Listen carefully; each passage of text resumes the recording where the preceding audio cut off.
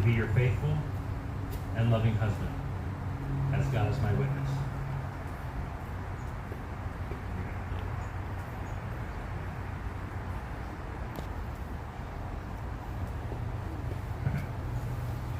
Abby, will you take this ring and place it on Marty's finger, repeating after me? With this ring, I seal my promise to be your faithful and loving wife, as God is my witness.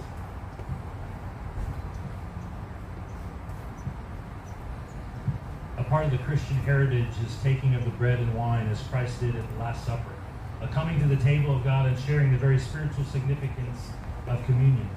Marty and Abby have chosen to take their very first communion as husband and wife in your presence to acknowledge the place that Christ will continue to have in their life together. As the Bible tells us, Christ gathered his disciples the evening before taking to the cross, and he shared a meal. The meal was different than the others before it in that Christ asked that they make special note of the occasion.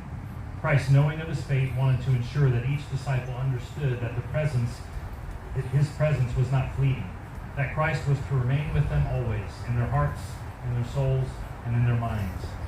So that they would not forget the unity of the Spirit, he asked that they take the bread and wine together in the spirit of one. So as together you take the bread, remember that Christ said, "Take, eat. This is my body given for you, and do this in remembrance of me." And they ate of the bread.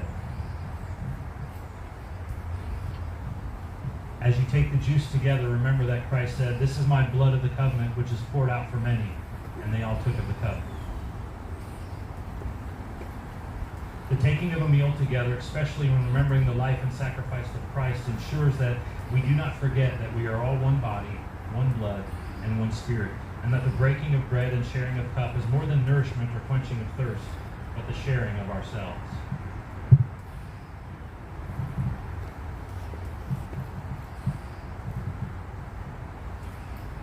Marty and Abby, because you have shared in the giving and the exchanging of these vows and these rings, I now pronounce you husband and wife. What God has joined together, let nothing separate. Marty, you may kiss your bride.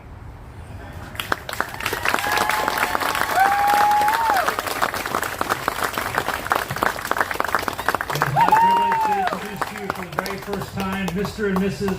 Martin Moran.